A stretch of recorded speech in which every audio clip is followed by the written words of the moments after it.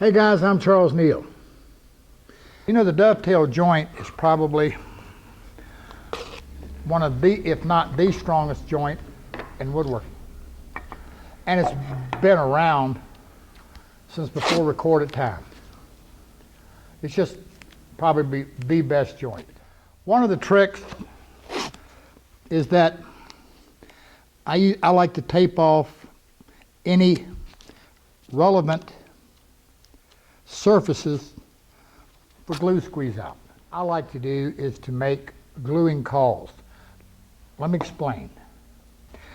But what this amounts to is I want to notch it so that it allows the pen to come through. Now, common sense says you want to make sure you've got everything sanded on the inside and everything. And in this case, where I'm dealing with a through dovetail, I'm not going to worry about the outside sanding too much. I'll clean that up after I trim the dovetails. This is a simple matter, just mark it.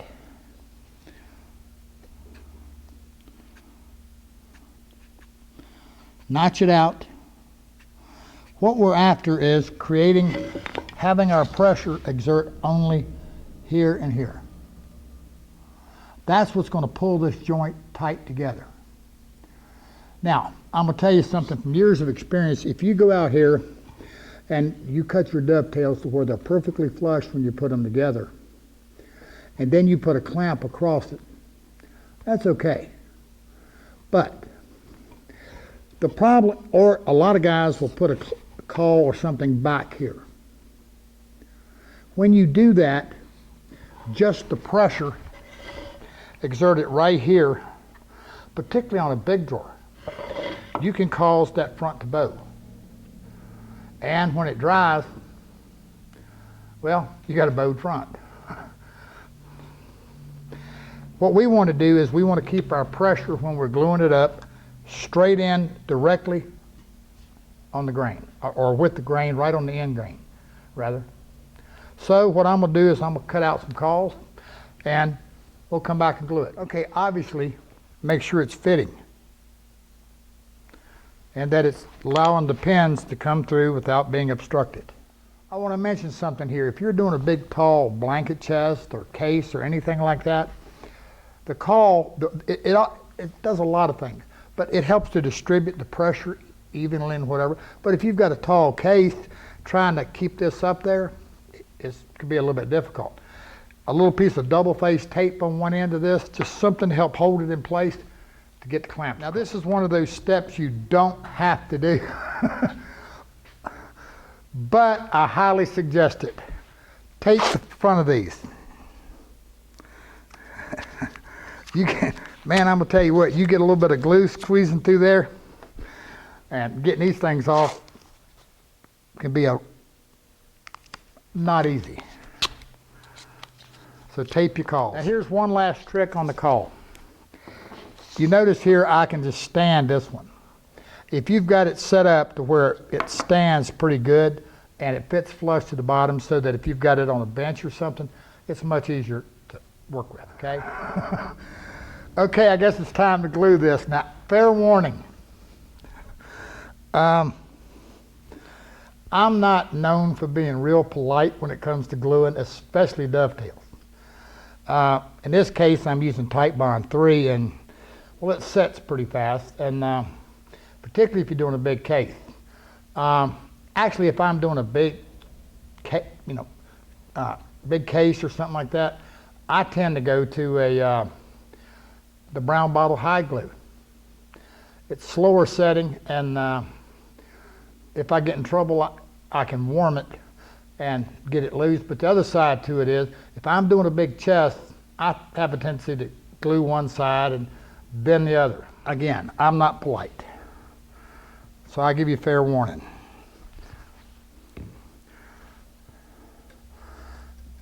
I like to make sure I got plenty of glue, particularly on the end grain.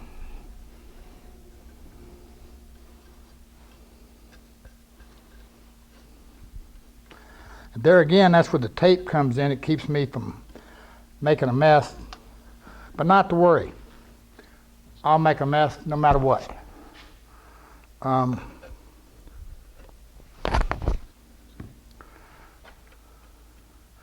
Actually, if you want to know the truth about it, when it comes to gluing dovetails, I'm pretty much a slob.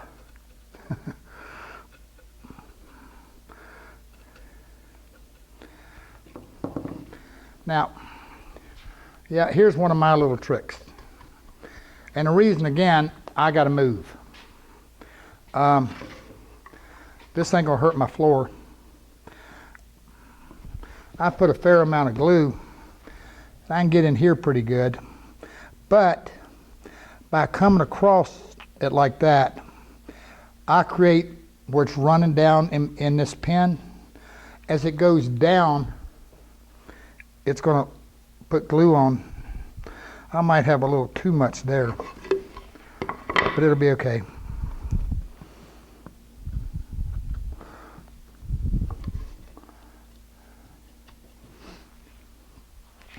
And I remember one time I was filming a video about, don't get your dovetails super tight, because that glue's got moisture in it, and that glue's going to swell that pin.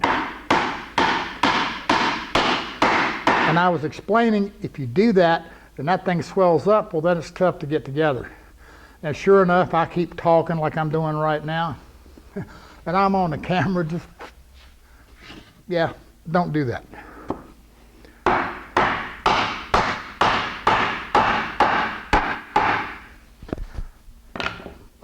Now, again, on the outside, I'll get the worst of it off. I'm trying to clamp this thing kind of backwards of what I'm used to. So I'm a little, but it'll work.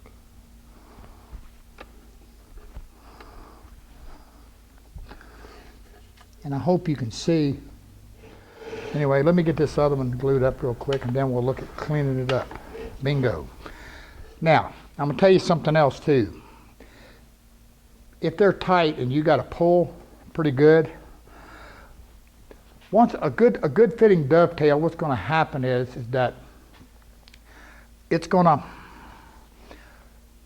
basically it's getting the glue squeeze out. So they can take just a little bit of pressure initially. Once that's done, back off a little bit. Because again, you put a lot of pressure, you can bow the board. The thing that the tape's also going to allow you is you can take a rag and wipe the inside corner without worrying about forcing glue into your finished surface. Now, one of my things I like to do is keep an old scraper, old chisel around, zip up the corner, and I got a clean, nice corner.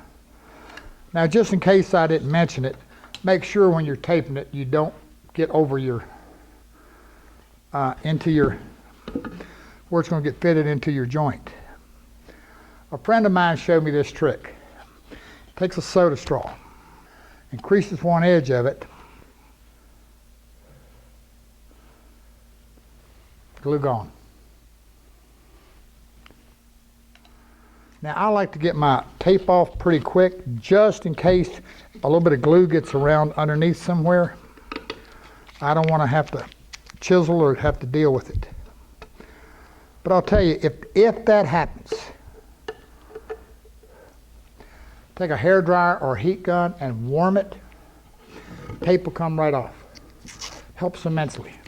And now, obviously, you want to double check for square. Pull a diagonal and make sure you're square. And we are. Yeah, that's another thing about a good dovetail joint. They always want to come in square pretty well, but just make sure to get that glue squeezed out. And as you can see, it gives a really nice tight joint. Now, as I told you, I left these protruding pretty heavy so I could show you the next little tip. This is just a little piece of 1/4 inch plywood. I'm going to set it on here back from my pin. In other words, I don't want it riding up on. I'm just using this as a support for the router, and you'll see just in a second. Now, what I'm using is a little spiral bit up cut, down cut. I don't know that in this application that it makes a whole lot of difference. And of course it's got a bottom bearing. And all I'm gonna do, object of the game is to let it ride on the plywood. Now be careful and keep your pressure on the plywood so it doesn't rock or tilt.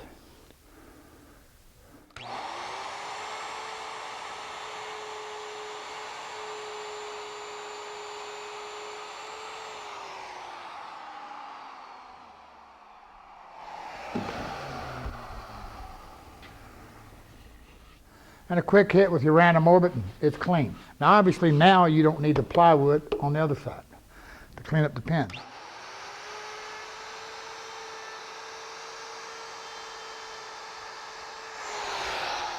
Done.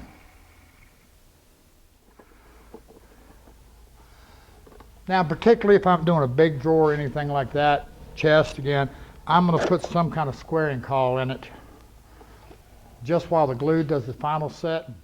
I'm Charles Neal. I'll catch you later.